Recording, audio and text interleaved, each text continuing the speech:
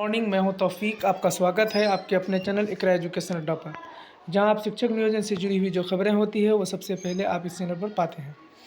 तो दोस्तों, जो खबर लेकर आया हूं वो हवा है या पेपर है या फिर सरकार की तरफ से है, इसका कहीं पर ये मैं तथ्य नहीं बता सकता, ना ही कहीं पर इस जगह इस पेपर के अंदर कहीं भी सरकार के किसी भी अफ़सर के ज़रिए या किसी भी मंत्री के ज़रिए कहा गया है। इसका कहीं पर अभी हवाला नहीं दिया गया है, लेकिन जो पेपर में छपा है उसके हिसाब से मैं बोल रहा हूँ।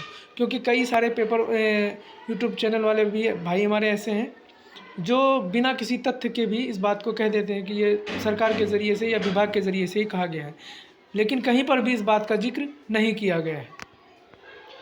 तो क्या है खबर, चलिए पूरी खबर जानते हैं। कम से कम दिल को कुछ तो तसल्ली हो ही जाती है इस बहाने। प्राथमिक नियोजन दूसरी बेंच जा सकती है सरकार, लेकिन सरकार ने अभी ऐसा कोई ऐलान नहीं किया है। प्राथमिक शिक्षक नियोजन की प्रक्रिया पूरी कराने के लिए राज्य सरकार उच्च न्यायालय की दूसरी बेंच से में सुनवाई के लिए आग्रह कर सकती है। सिर्फ कर सकती है कि नहीं है, क्योंकि अभी तक मानसिकता इनकी साफ नहीं है। ये सुनवाई अभी उच्च न्यायालय की मुख्य न्यायाधीश की बेंच में है।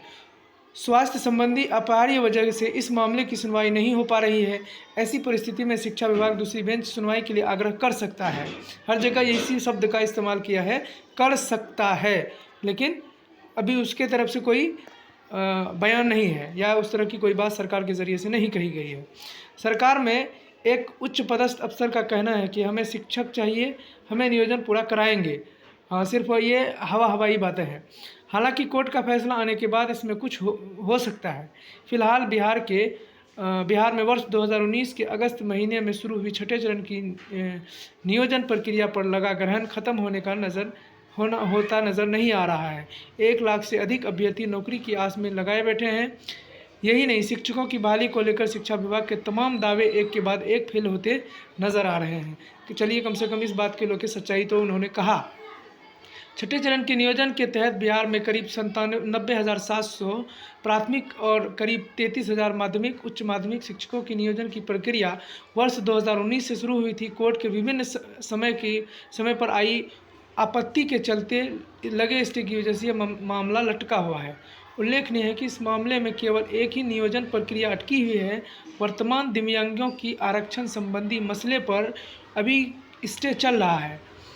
दोस्तों, मुझे जहाँ तक लगता है कि ये जो मामला है ये सिर्फ सरकार लगातार हम लोग देख रहे हैं कि खींचने के बहाने से लगातार इस नियोजन को आगे बढ़ाने की वजह से कोई ना कोई बहाना लिए हुए हम लोगों के जीवन के साथ खेल रही है।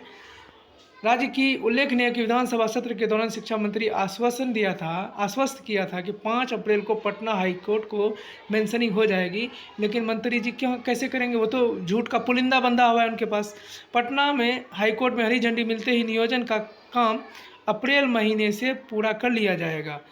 हालांकि तकनीकी वजह से ऐसा नहीं हो सका। तकनीकी कोई वजह नहीं, तो सरकार की नीयत में ही वो जो तकनीकी खराबी है उसकी वजह से ऐसा हुआ है। फिलहाल नियुक्ति लटकी हुई है। अभ्यर्थियों के बीच इस बात की अफवाह है कि सरकार वित्तीय संकट को देखते हुए इस मामले को जानबूझकर रखना चाहती है। हालांकि शिक्षा विभाग इसकी कई बार खंडन कर चुकी है, लेकिन सिर्फ खंडन करने से क्या होता है?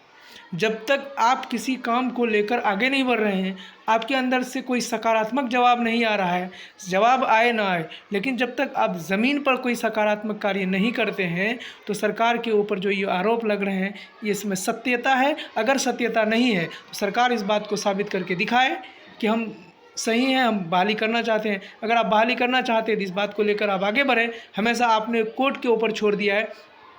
जैसे ही कोर्ट आपके फेवर में फैसला देता है फ़ौरन इसको मान जाते हैं, लेकिन जैसे ही अभ्यर्थियों के फेवर में फैसला आता है आप इस बात को लेकर लटका के चले जाते हैं। जब तक इंतज़ार करते रहते हैं कोई दूसरा जब तक केस नहीं हो जाए, बहाली को फंसाने का कोई दूसरा रास्ता नहीं हो जाए, तब तक सरकार इस बात को लेके आगे नहीं बढ़ती है। इसी से सरकार की नीयत का साफ पता चलता है कि सरकार इस बहाली को करने में जानबूझ के देरी कर रही है। मैं सरकार से अनुरोध करूंगा, अगर आप इस तरह के नहीं चाहते हैं कि आपकी तरफ से कोई शिक्षा विभाग की तरफ या सरकार की तरफ से अगर ऐसी मानसिकता नहीं है तो इस मानसिकता को तोड़ने के लिए, खंडन करने के बजाय इस काम को आगे बढ़ाइए। आप अभ्यर्थियों को नियुक्ति पत्र दीजिए, तब माना जाएगा कि सरकार की मंशा बिल्कुल साफ़ है। तो चलिए दोस्तों, इस वीडियो में इतना ही। अगर आपको ये मेरा वीडियो पसंद आया हो तो आप इसको लाइक और शेयर जरूर करें, और साथ के साथ अगर मेरे चैनल पर नए हैं तो आप मेरे चैनल को सब्सक्राइब कर लें, क्योंकि मैं शिक्षक नियोजन से जुड़ी हुई जो खबरें होती हैं सबसे पहले लेकर आपके सामने, और सटीक खबर जो सही होता है मैं वही लेकर